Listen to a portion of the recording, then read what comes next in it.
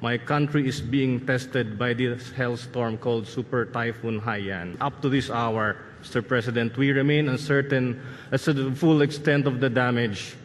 The initial assessment showed that Haiyan left a wake of massive destruction that is unprecedented, unthinkable, up to 378 kilometers per hour, making it the strongest typhoon in modern recorded history. Mr. President, the picture in the aftermath is ever slowly coming into clearer focus. The devastation is colossal. That climate change will mean increased potential for more intense tropical storms. Can we ever attain the ultimate objective of the Convention, which is to prevent dangerous anthropogenic interference with the climate system?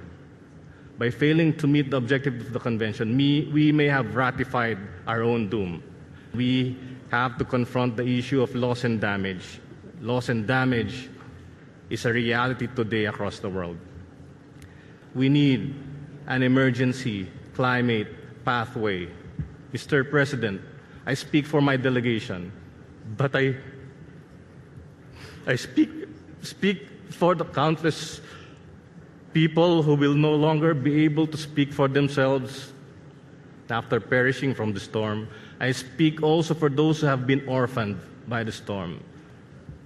I wish to speak on a more personal note. Super Typhoon Haiyan, perhaps unknown to many here, made landfall in my own family's hometown. And the devastation is staggering.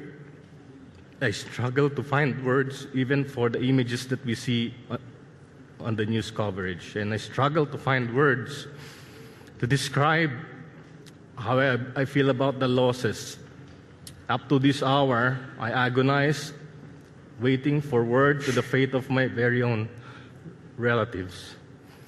What gives me renewed strength and great relief is that my own brother has communicated to us and he had survived the onslaught. In the last 2 days, he has been gathering bodies of the dead with his own 2 hands. He is very hungry and weary as food supplies find it difficult to arrive in that hardest hit area. Mr. President, these last 2 days, there are moments when I feel that I should rally behind climate advocates who peacefully confront those historically responsible for the current state of our climate. These selfless people who fight coal, expose themselves to freezing temperatures, or block oil pipelines. We cannot solve climate change when we seek to spew more emissions. In solidarity with my countrymen who are struggling to find food back home, and with my brother who has not had food for the last 3 days, with all due respect, Mr. President, and I mean no disrespect for your kind hospitality, I will now commence a voluntary fasting for the climate.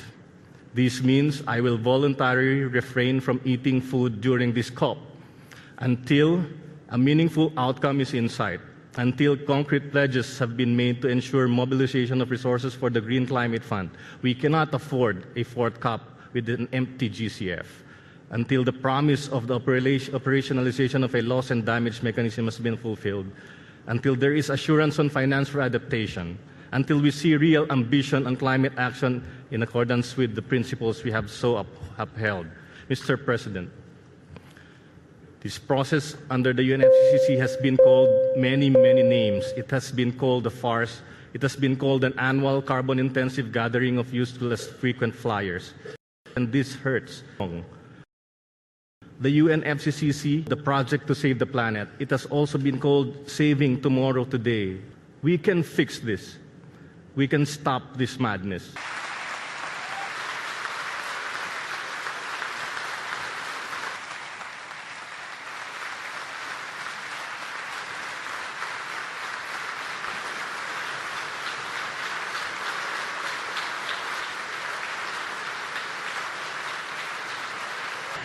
Thank you, Philippines, for your great speech.